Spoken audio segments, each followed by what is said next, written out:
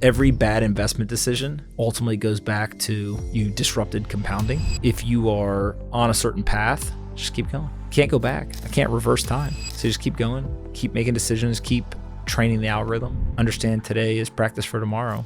You'll be okay. What does it mean to lead an extraordinary life?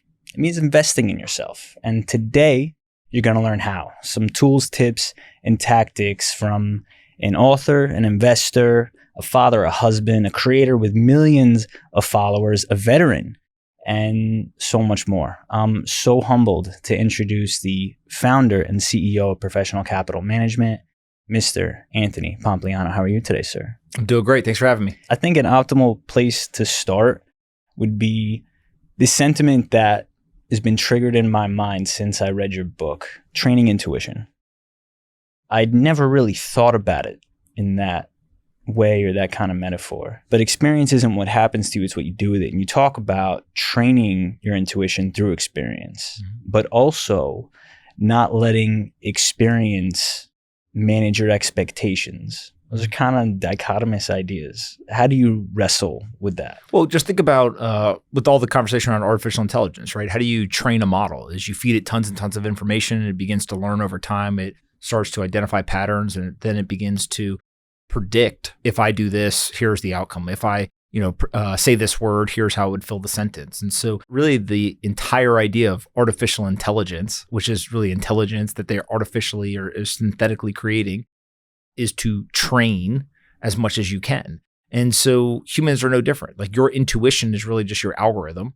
And so how do you train your algorithm? You give it tons of training data. You have to get experience. And sometimes that is specific experience. So if you want to be really good at, being a lawyer arguing in court, it probably helps to have argued lots and lots of court cases before. But also you may actually want well-rounded experience. If you are an athlete, you can train your sport-specific athleticism, but a lot of athletes actually will train in other sports because it'll help them in their sport. And so it's this idea of training your personal algorithm makes you a better decision maker. It makes that your businesses are usually better, your physical performance is better. All of these things kind of add up, but it really comes from the same exact idea, which is you have to get the reps, you have to get the experience, you have to train that personal algorithm if you want to be successful. How have you trained your personal algorithm? I think I've just always followed kind of my interest, right? And what I find is that most successful people that I know and I look up to or respect,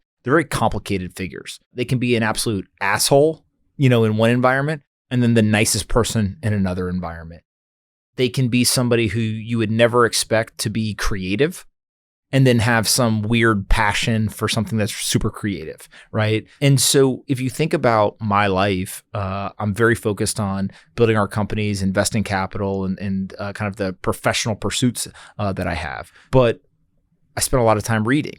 Now, the reading, probably 60, 70% of it reinforces what I'm trying to do professionally. I'm specifically trying to learn things for that. But maybe 30% or so are really random books that people would never expect me to read, but I either find them enjoyable, I find them entertaining, maybe I pick up some of that well-roundedness through them, etc. So I think that if you take that same idea of there's kind of an initial point that I'm focused on, which is the professional pursuit, and then I'm supplementing it with other things, you can find that throughout my entire life. There was always kind of one big body of work, and then there was all these smaller things that kind of fed into it. And probably more so than most people, I find that there are some people who default no or default yes. A default no person, if you suggest for them to do something new, they almost always say no. They go to the same bar every single Friday. If you suggest to go to another one, the default is no. I like this one. I am much more of a default yes person. So whenever my friends would suggest, let's go somewhere, let's try something, let's go see this movie, whatever. Yes, let's try it. And so what it does is it drastically expands the aperture of experiences that you have. And what you find is you start to pull these different kind of lessons that you learn. I'll give you a very specific example. A couple of weekends ago, my wife said, hey, let's watch a movie tonight. And if it's up to me, I'll go watch like an action movie or something and like a very specific type of movie that I probably like. And she said, that sounds horrible. I do not want to watch that. And I said, okay, why don't you just pick? So she picked a documentary and it was the guy who created Chicken Soup for the Soul. Okay. And I remember reading that like book. I think, we had some laying around our house or something when I was a kid. I kind of sort of knew, hey, that they were popular or whatever. It wasn't even that long. It wasn't frankly very well edited or anything. I found myself writing stuff down while we were watching this, right? I'm like, this guy's fascinating, right? Here were some of the mistakes he made. Here were some of the things that he learned. Here were some of the things that are applicable to today, et cetera. And so it was, one, the ability to default yes, like, hey, you pick whatever you want to watch. But then also, two, is being very kind of methodical about, if I'm going to spend my time doing something, what am I learning? And looking at it through that lens, I think kind of helps you squeeze more juice out of whatever the experience is, rather than kind of, let me shut my brain off. I won't even remember this a week from now. I try to be very, very intentional about taking away lessons from whatever I'm doing. I love that perspective, because having an intention, even if it's subconscious, to be a sponge, to learn, to be curious about anything, even if it doesn't have to do with your direct area of expertise, it supplements, right? It's that cross training of the mind, body, and soul. And, it resonates. I'm an attorney, I'm an athlete. So the way that I go about my training and, my professional training even, is about studying those ancillary topics that may not necessarily have to do directly with my 9 to 5, but at the same time make me a better person, just because I'm curious about different things, having conversations with people outside of my areas of expertise. I mean, you've interviewed so many experts across so many different disciplines, and the way you're informed about the world helps you inform other people's perspectives. And that notion about training, the metaphor that uses that internal algorithm, right? Your intuition is your internal algorithm. And it was fascinating, especially in this time of AI. And I want to ask about when you first came across, like, thinking about the problem in that particular way. What was it that drew that parallel? The thing about the book is so many of the chapters actually kind of reinforce each other, right? And at the end of the day, it's kind of a worldview. And so if you think about this idea that you have an internal algorithm that you're constantly training, it is reinforced by the idea that whatever you're doing today is really practice for tomorrow. And what I started to notice in my life was, I'm the type of person that whatever I'm doing, I'm fully focused on, and I run kind of 100%. And some people may even argue that maybe I take it to the extreme, right? Now I'm just like all in on it. But then I would find 2 years, 5 years later, like, I can't believe that was the thing I thought I was going to do the rest of my life, right? But whatever I was doing 5 years later was because I had the experience from earlier. And so it's this idea that, your first company is the most important thing to you. I am way better as an entrepreneur today because I did that first company. And so it really was practice for what we do today. Probably what we're doing today will be practice for whatever we're doing 5 or 10 years from now. And so you're getting experience, you're exposing yourself to lots of different ideas, you're getting reps, right? Like, all these things kind of reinforce them. And so I don't know if there was ever a moment where I went from like, I don't understand this idea, to like, all of a sudden, eureka, here it is. But I do think what you start to identify in your life is kind of these patterns. And part of the pattern of like, today is practice for tomorrow shows up in, let's say, reading. The book that you read 2 years ago actually gave you a framework, so that the book you read now ends up actually being more valuable to you because you have that framework and kind of something to reference off of before. And so usually what I will do, let's stick on the example of reading, is I will read a book, and anyone's name or any company that is in that book, I will write down, and I will go and I will look it up later. And as I do that, I create this spider web. And I start to learn about all these things that I might not otherwise have known. There's this new product that recently came out, which is like digital crack for somebody like me. Okay. It is en.app.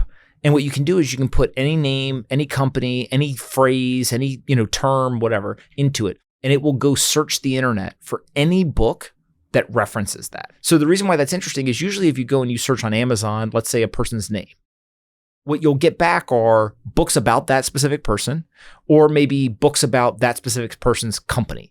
But if it's not in the title, and if it's not in like the description on the back of the book, you're probably not turning up much, right? What this does is it indexes all the books. And so if that person is mentioned in any book, it will return it and say, hey, actually there's 3 paragraphs on this person in some random chapter in this random book.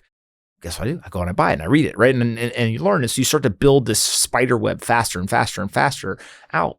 Now, the reason why that's interesting is because you begin to learn that the same compounding that you're, kind of seeking in investing, same compounding that you're seeking when you're building a company, you're actually seeking in your learning, in your experience, even in things like travel. I always joke that some people are good at traveling and some people aren't, but everyone gets on the plane. And so if you think about some people go on vacation, they want to sit on the beach and not talk to anyone, just like, let me relax. That's a certain type of travel. There's other people who say, I want to travel and I want to go experience things. But depending on who you are, you have a different framework for when you travel. Is it better to experience the local cuisine, the local environment, talk to the locals, go to the local watering hole, like that whole environment? Or are you traveling because you want to stay at the Four Seasons and you want to stay, eating McDonald's and kind of insulated from the local environment, but you get to say, hey, I went to the country, maybe I went to a museum or something, but really I had an American experience when I was traveling. Those are two completely different experiences. Mm-hmm. And so it really starts to then beg the question, like, who are you? How do you understand what are the things you like? And then be unapologetic about it. And I think if there's one thing that kind of as a society we've backed off of, in the last 15 years or so, is people became very apologetic. They wanted to apologize to everyone. They wanted to really make sure that they didn't offend anyone. But I always joke that somebody being offended is their problem, not yours. Yeah. Right? Like that is how they perceive it. And it goes back to, again, kind of reinforcing this idea of luck. Luck is a psychological concept, right? Well, being offended is actually a psychological thing because you can sit down and you can say something that you believe, and there could be two other people in the room and one's offended and one isn't, but they have the exact same experience. They might even be brothers or sisters, right? They literally, everything is the same. It's all about perspective. And so you don't want to go around offending people, but what you start to realize is you have to live your life on your terms. And there are going to be some people who are drawn to that. There's going to be some people who are not drawn to that. There's going to be some people who are happy. There are some people who are not happy. But living your life ultimately is all about what was your experience. And I think over the last 15 years, we became the society where everyone was worried about, kind of not doing the thing that was, real to them. And more so it was like performative. They wanted to do stuff for everybody else. I think that we are now starting to kind of veer back in the other direction, which I think one is healthy for society, but also two, it goes back to this idea of an extraordinary life. What is an extraordinary life? Well, like, what is your extraordinary life? My version may be different than yours versus somebody else. And so really understanding like what is your version is the first and most important part, because then you can set, okay, this is what I want to do. Then you go after it. But so many people I know, especially young men, they kind of go through life and life kind of happens to them. Yeah. Right? Like, they have no agency. It's just like, oh shit, I woke up, I'm 35. How did I get here? It's probably not going to lead to a path of, financial freedom, happiness and really accomplishing the things that they want. Or even if they're on that path and they think that they've set that intention to go after those things, it's not actually what they want. So they've been going down the wrong path because they're too scared about what someone else may think, or they get easily offended and they can't manage their emotions around it. Well, status is a huge part of this, right? I was recently talking with a friend of ours. She is a very well-known investor. She is the mother to a number of kids. And she's got a very storied professional career. But what we were talking about was making motherhood a high status job again. It used to be, and then it became a low status thing. And now it seems to be going back to high status. So it shows that a role, whether it's in a family, in a company, or in society, can change status. There's a lot of jobs, right? Like actual professional jobs. How many jobs used to be high status and then became low status? Could depend on what college you went to. There's certain colleges where becoming an investment banker is like the holy grail. There's other colleges where maybe a Stanford, becoming a tech founder is the holy grail, right? But like the status changes. And so it comes back to this idea that if you're chasing status, whether it is I'm rich, I have a certain job, I go to certain social clubs, whatever the thing is, it's probably going to pull you in a direction that isn't actually the direction that you're going to end up in. Instead, the most high status thing you can do is reject the pursuit of status. Because guess what then happens is rather than chasing things, you become kind of that magnet. Yeah. And so it's this, kind of paradox of life of if you want high status, you have to refrain from chasing status. And then society will ascribe what you ultimately wanted back to you. The book initially starts out as letters to your children. And I gotta tell you, I've been writing letters to my first daughter since I read your book. And it's a very, I don't think liberating is the right word, cathartic experience where I feel this obligation to impart these lessons that I'm learning or that I've learned. And when I feel compelled, I share something that I believe I've learned in my life that my daughter needs to know. A couple weeks ago, actually 14 days ago, my second daughter was born and I'm in the hospital. I'm, looking at my wife sleeping, my second baby sleeping, and I can't sleep. Not because of the chair that I'm sleeping on, but actually just because I feel this crazy obligation and responsibility. It's a crazy sacrifice men make in the delivery room, right? and I'm like, I have to write a letter to my girls. I feel in this moment, if I don't take advantage of this moment, we were delivered at Mount Sinai. Central Park is the view. It's like middle of the night. And I'm thinking about you and your book and how you wrote these letters. And this is a prime time. It's the fifth letter that I've written since October. And the lesson that I wanted to impart was about having one another's back, how important it is. Mm-hmm. It just flows out. I mean, I'm sure. When did you realize that your lessons that you were imparting on your kids was actually this? I get like Dale Carnegie vibes from the book as to how simple it is to read, how profound each lesson and chapter is. But when did you realize that you kind of had this magic or the substance was worthy of a book that other people could get value out of? There's a couple of different things. One is I'm very fortunate that I have a set of parents that I think were the perfect blend of pretty hard disciplinarians on my brothers and I. Got 5 boys in a family. You can't just let them do whatever they want, right? But also, they took the time to explain certain things, like why we couldn't do something or what their thought process was, et cetera. And so it was probably the perfect environment to grow up where you're getting a lot of reps. You're constantly interacting with people, so you have to become very good at communicating in terms of convincing your brothers to do stuff. But also, we had, especially my dad, he, is very kind of high wisdom and really took the time, I think, to explain to us a lot of, his equivalent of a worldview. And so growing up in that environment, I think you just gather a lot of information and kind of frameworks and stuff without even realizing it. That's one. 2 is because of what I choose to do professionally, both from an investor's perspective, but also in building these companies and the way that we build them, I spend a very high percentage of my day basically coaching or mentoring or working with a lot of people.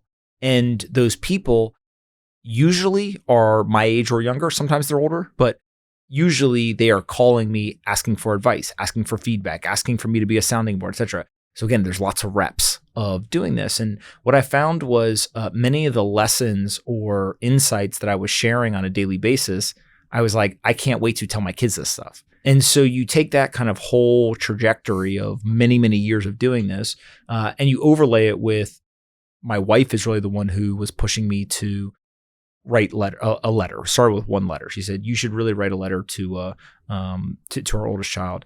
And frankly, I am a procrastinator, right? Like I was like, I don't know. What am I going to say? Whatever.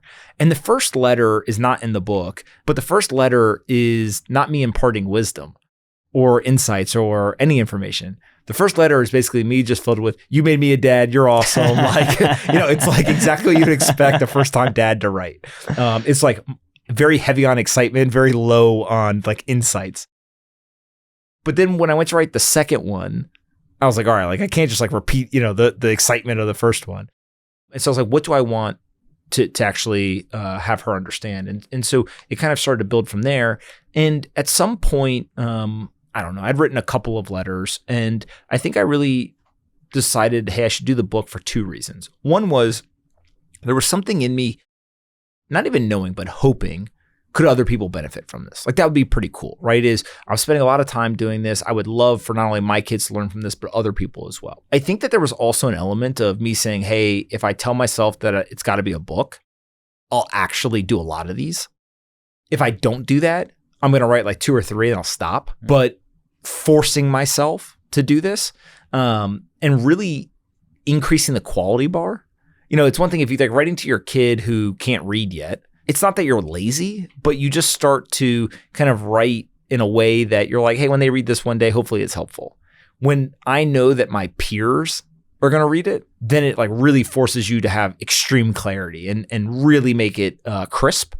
And so I thought that was like a great forcing function. One, I would write a lot of them, but also two is they probably would be better, quality for my kids to then read. And so I just found it to be that this decision that I was like, I think that this actually is going to, in a weird way, get me what I ultimately wanted, which was get the best information in the clearest format to my children so that they can go ahead and they can read this. And then I just started writing. And, to your point, I think there's something, because it's such a personal thing, there's some days I would sit down to write and I just be like, I ain't got it today. And then sometimes I'd write 6 of them. And you're just like, I can't stop, right? Like, it's just go. And so I just found that whenever I had inspiration or, I felt like I was kind of in that, flow, I just sat down and just said, no one bother me, right? Just go. And when I got done, just whenever I ran out of things to write down, and I moved on. Hi, everyone. Welcome to Inside the Inspired. My name is Jonathan Cohen, and I have a quick favor to ask you.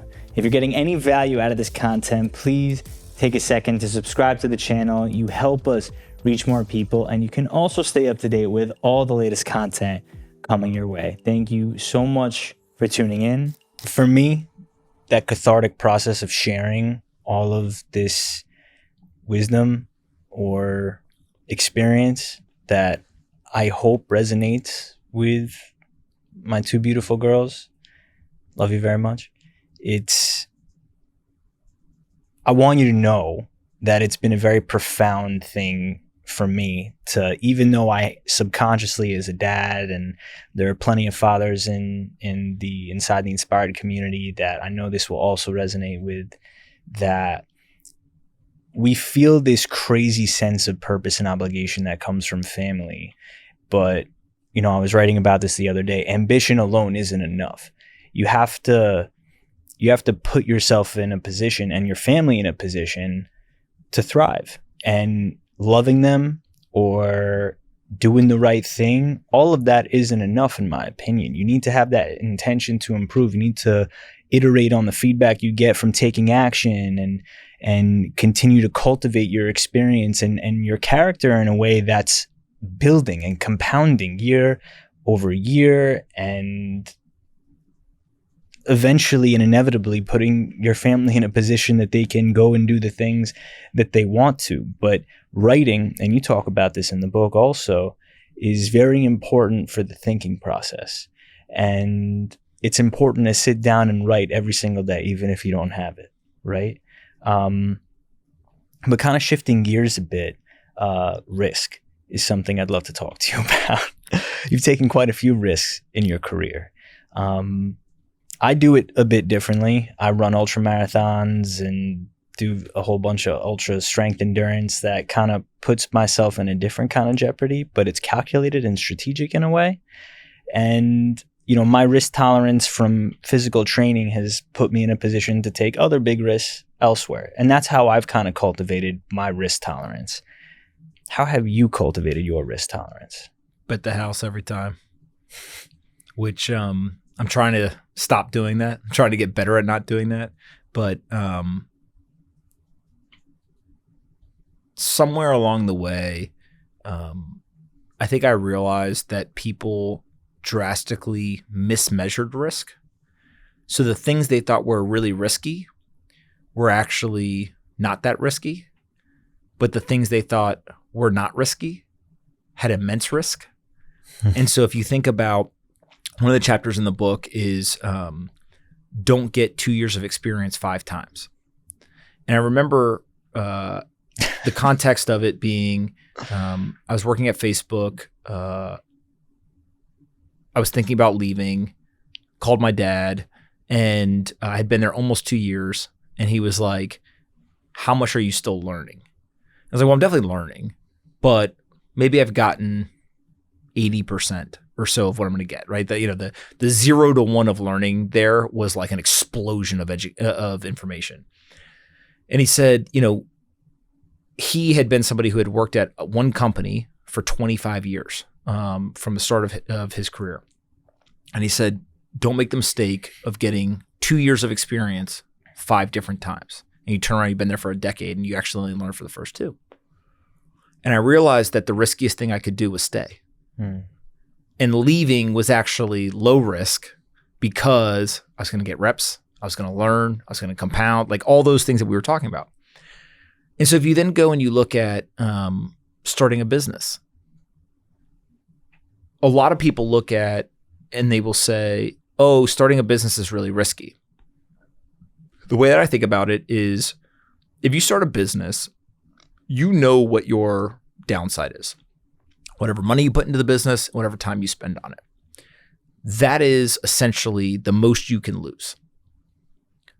If you work at a company, you can get fired. They can make you work on stuff you don't want to work on. They can demand you work certain hours so you can't see your family. Like there's all these other things. And so what you're essentially doing is you're taking that agency and you're giving it to somebody else. Now, depends on a lot of details. How much money are they paying you? Because guess what? There's probably some number out there where somebody could come to me and be like, okay, you got to come work here, but we're going to pay you X dollars. Oh, okay. Maybe you could convince me, right? So also, what am I doing? Maybe it's something I like to do. Maybe it's a field where I don't think I could start a company, right? But I want to do it. So like it's a very complex calculation. But it goes back to what is the true risk, right? Depends on who you are, what you're trying to accomplish, whatever. In my experience, I found that starting a company is actually lower risk than going and working at a company. Then if you think of investment risk, something like Bitcoin is a great example. Every single person I knew was telling me, including my own parents, do not do this. This is insane. This may be illegal. Like all this stuff. And I did the work. My wife would say that I wasn't the best student in high school. In college, I got a little bit better when I realized that like maybe I should take this seriously. But I was like a pretty bad student. I'd gotten a bunch of books, and I was studying. I was literally as if I was going to take a test on it, right? I was just like, I got to figure this out. And so I had the confidence to do the thing that everyone else thought was risky because I knew it wasn't risky because I'd done the work. And so it goes back to this idea of risk. Why was I quite literally bet 90+% of my net worth on it? Because I realized what everyone is worried about is not true. This thing is something else. How do I know? Well, because I went and I did all the work. I read the white paper. I read all the analysis. I read what all the critics did. I called literally hundreds of people that I knew trying to understand this thing and talking to them. I started a podcast to convince people to come talk to me about it so that I could learn about it, right? Like all this stuff. And so with each one of those conversations, as I learned more, it became less and less risky to the point where you cross some threshold and you're like, this is the single best idea I have. How much would I be willing to bet that it's right? 90%. And you do it. Now, the problem is the reason why that seems risky to a lot of people is because they don't do the work. And then if you go and you sit down, one of my favorite questions to ask investors is, what's your single best idea right now? And they usually will tell me something that isn't even a good idea or, is kind of a buy the S&P or like whatever. And then I'll ask them, I'll say, okay, that single stock you think is your best idea, how much of your portfolio is in it? Well, I put it at 3%. Do you really think it's your best idea? Why is only 3% of your portfolio in your best idea? How much is in your second best idea? Oh, 3%. Okay. How much is in your 10th best idea? 3%, right? You're like, I think that your portfolio is telling me they're all the same, quality idea. And so it just comes back to this kind of thought process of evaluating risk. A lot of people look at it, I call it like a flash evaluation. They look over the edge. Oh, that looks risky. They look at the asset for 5 minutes. Oh, that looks risky. But what you find is the people who are really, really good at dealing with risk have an intricate knowledge of the thing that they're trying to focus on. Mm-hmm. And when you do that, you gain a better understanding of what is actual risk and not. And then that gives you the confidence to kind of take the big swings. Now, the one downside to that is these don't come around every day, right? So what you have to do is you actually have to, again, kind of one of the paradoxes of life, if you're a high risk taking person, you have to be an incredibly disciplined and patient person. Those two things most people don't think go together, right? It's like, why are insurance premiums higher for the guy who drives the red Ferrari rather than the black Ferrari? Yeah. It's because it's red and they think you take more risk, right? Here, you want to almost look at it as, I'm actually a patient, disciplined person, but when the perfect pitch is thrown, I swing for the home run. And so it's just a different way, I think, of doing it, but you have to have the luxury of, can you be patient? Can you spend the time? Can you learn about this stuff? And then it goes back to, do you trust that human algorithm? Like, first time that I go to make a huge purchase of Bitcoin, do I really think I'm right? Let's see. Right? That was kind of the thought process. But obviously I had enough confidence to, kind of get to that point. Well, it looks really good right now, I got to say. We'll see. I mean, I don't want to congratulate too early, obviously. And I'd be remiss if I didn't ask based off of what you just shared. I mean, phenomenal take on risk. But I don't want to divert too much because you brought up Bitcoin. And inevitably I was going to get there. But while we're here, what can go wrong with Bitcoin? I used to say that it could go to zero, it could get hacked. That there's a lot of stuff that were potential risks. I think at this point, there could be a bug that was introduced in the code. It's a piece of software constantly being updated. The processes to update the software are very methodical, slow, intentional, lots of checks and balances. And if there was a mistake, it could be rolled back. And there's a lot of kind of mitigants to it. But that's probably one of the things that could happen that I think would be, like, it is obvious how that happens. The second thing is kind of the equivalent of like a black swan, something that none of us even understand and, nobody's talking about, which is kind of a horrible answer because you're like, it's the known unknown, right? But I think there's always kind of the risk of some crazy thing happening out there. And then from a price perspective, I actually don't think Bitcoin can go to zero anymore. I used to think that was, even if it was a 1% risk. It is too decentralized from a holder-based standpoint that there will always be someone still holding on to the dream. And so it can't go to zero. Could it go down a lot? Sure. But it can't go to zero. And so I think that in a weird way, as Bitcoin has risen in success, the floor continues to increase. And most people think of price, like what's the lowest the price could go. I think of it more as to what is the percentage chance that Bitcoin fails? And maybe that number used to be, 99%, and then it was 90, and then it was 80, and then it was 70. At this point, Bitcoin failing, if you define that, Bitcoin goes to zero or the network, doesn't work. I think it's as close to zero as you can get, right? Barring some sort of unknown thing that, we don't really understand. And so what that begs the question of is, okay, any of the risks are not fatal, but they can significantly slow you down, right? And if you look at things like FTX, that didn't help the cause, right? But it didn't kill it. And in a weird way, maybe actually made everyone stronger. And so I think there's a lot of those risks. There's a lot of, firms that have a lot of leverage. There's obviously regulatory stuff. There's always a concentration risk. We now have multiple buyers that are starting to buy. MicroStrategy owns 470,000 Bitcoin. I think there's over 1 million Bitcoin in the ETFs now. So you kind of look at that stuff. You say, okay, could somebody or an organization own too much Bitcoin? There's always the kind of, could something get hacked? Right. And that type of stuff. But these are all non-fatal. And so you look at that and you say to yourself, maybe I got even more confidence that, as this thing goes down in risk, you should own more of it. Now, the paradox is that as the risk decreases, so does the return. Right. So people gain more confidence because it's less risky, and now I can put a lot of money into it. But if the return is falling because the risk is falling, then actually maybe that is not the time to be buying more, right? And so I think that is something that people are really trying to figure out right now. Something that I talk about a lot is this idea of creating opportunity and seizing opportunity. Identifying the opportunity is a whole other thing. And you talk a lot about fear and luck, and you have very unique sentiments around both. And so I think this is a prime opportunity to ask you about how you've identified opportunity, right? We all know we only really need to be right once or twice, really big, and it all kind of works out. But when it comes to creating opportunity, and I'll use the example of purpose for a second.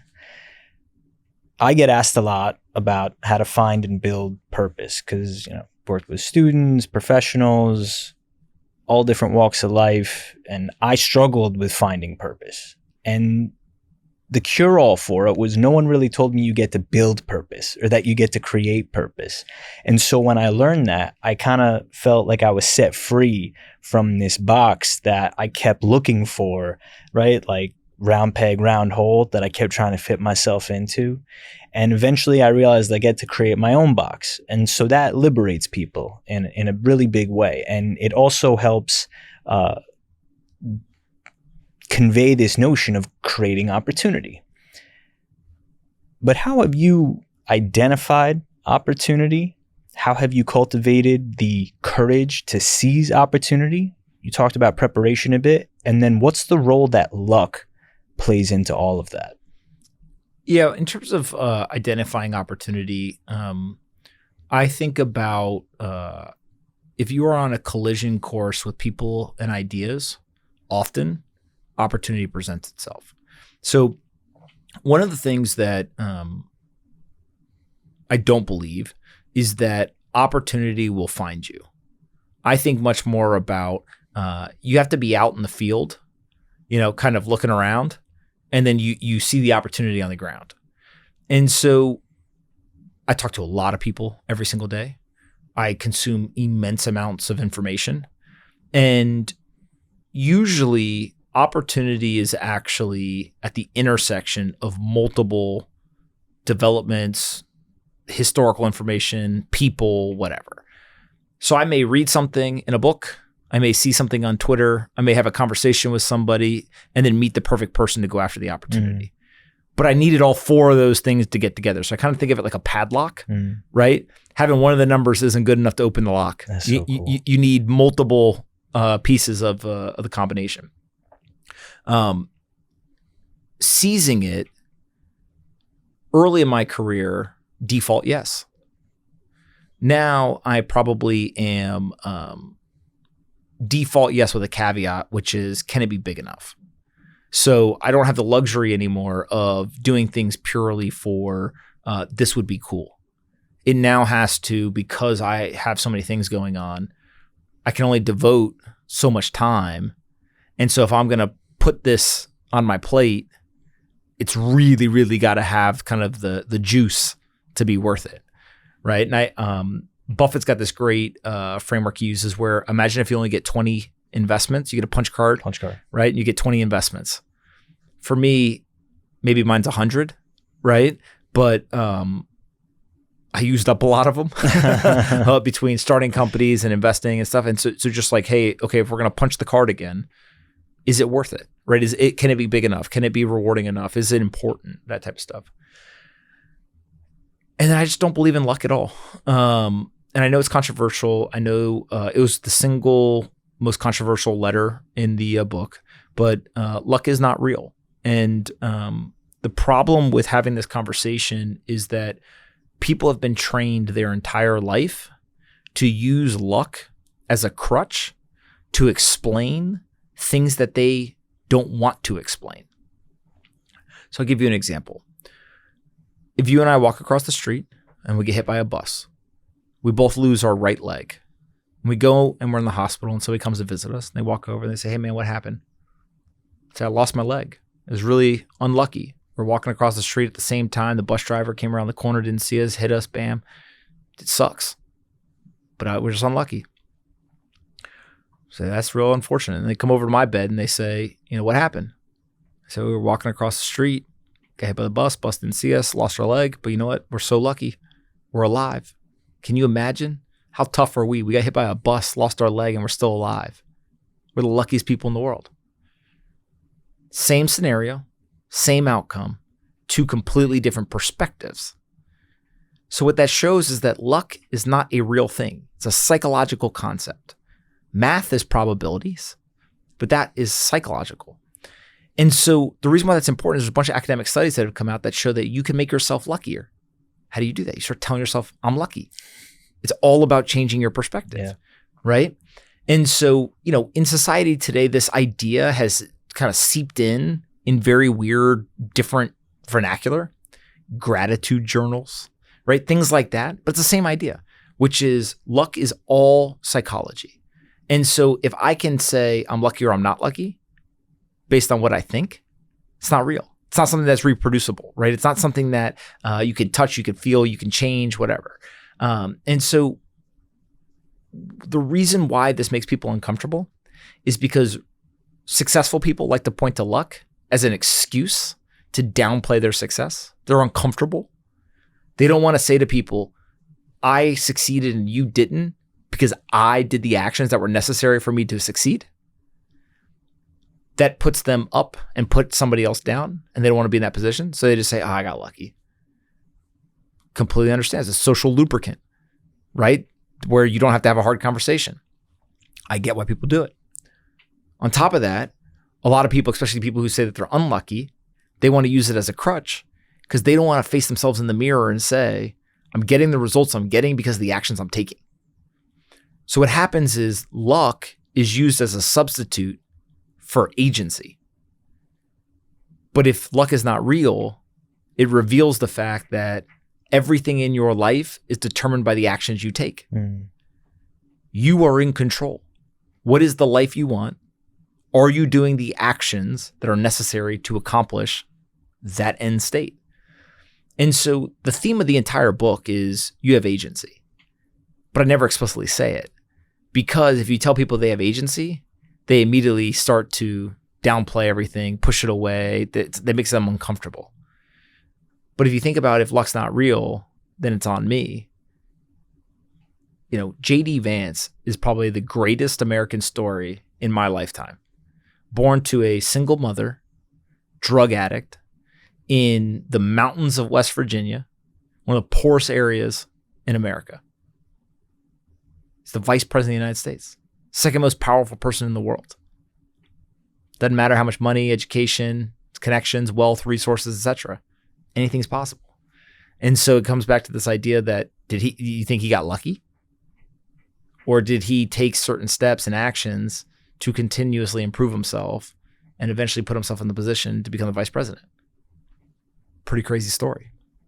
I always love the idea about choices being within our control and taking extreme ownership and accountability and responsibility for those choices, whether things go right or wrong, good, bad, or indifferent. And that's what creates that agency and cultivates that agency.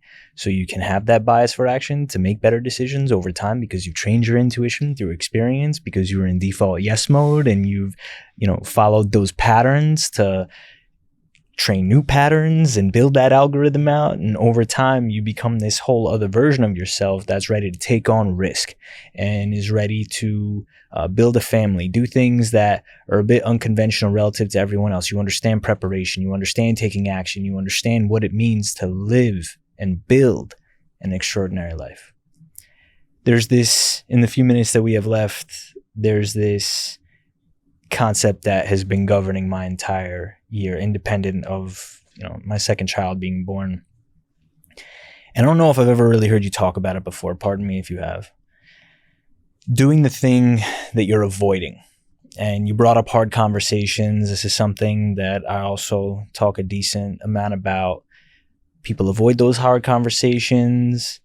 They don't want to deal with things that are kind of giving them that anxiety and creating stress in subtle areas of their life. How do you cultivate a willpower to do things that you know you're avoiding? Well, this is a very common thing that people face. Stephen Pressfield calls it the resistance. Yeah, he's been on the podcast. Joe Rogan calls it the little bitch. Right? Like people have kind of different names for it, but at the end of the day, you know the things that you need to do, but you're avoiding. And what I have found is that by just tackling them, you actually accumulate like internal power and energy. You never feel bad after having the hard conversation. You never feel bad after calling the person that's been calling you and you forgot to call them back and then you're like, oh shit, whatever, right? You never feel bad about making the tough call to shut down a business or do this or whatever. So I think about it as it's kind of like a kid you're telling to eat healthy food. They kind of know it's good for them, but they'd like the ice cream, right? But they feel better afterwards. You just bite the bullet and say, hey, you know what? I know this isn't going to be fun, but at the end, there is this, kind of payoff. And so rather than focus on the short-term pain, you focus on the kind of end payoff, and then you get excited. Let's go do that right now. Right? I want that high. I want that energy. I want that kind of reinforcement. And for me, usually it's in like hard conversations. But what I've started to do over the years that's really effective is I just remove any doubt in the conversation. I call somebody up and I say, hey, we're going to have a hard conversation. You may not like me after the end of this, but I promise you I'm going to be fair. And I promise you I'm going to lay out exactly how I think. And I promise you I'm going to give you time to respond. Cool? And you can hear on the other end, oh shit, cool. Right? And I just tell them, you're screwing up. This is the standard. You're not meeting it. Blah, blah, blah, whatever. We got two options. You can leave the business or you can get better. What do you want to do? Right? And you just go through the whole thing. And then at the end of it, you realize that they actually a lot of times thank you. And they say to you, you know what? Nobody's ever shot me straight. You feel better and they feel better. And so I think it's just make a list. What are all the things that the resistance is getting you? Start crossing them off. And I think if people do that, they'll be in a better spot. There's a question that I pose to everyone on this podcast that I'm not going to pose to you. If the future version of yourself from 10 years from now were to fly in and offer you some advice in order to get there, what do you think he would say to you? Keep going. It's every bad investment decision ultimately goes back to you disrupted compounding. I think that's true professionally and personally as well. And so if you are on a certain path, just keep going. Can't go back. I can't reverse time. So just keep going, keep making decisions, keep training the algorithm. Understand today is practice for tomorrow. You'll be okay. Ladies and gentlemen, Mr. Anthony Pompliano, thank you so much for the time. Where can people keep up with your journey? Just go to Twitter. It's fine. A Pompliano on Twitter. Thank you so much. Hope you enjoyed today's episode. If you got any value out of this, please subscribe to the channel. Also, the Pomp Podcast, where you can keep up with Anthony's journey as well. This was awesome. Once again, my name is Jonathan Cohen, and this is Inside the Inspired.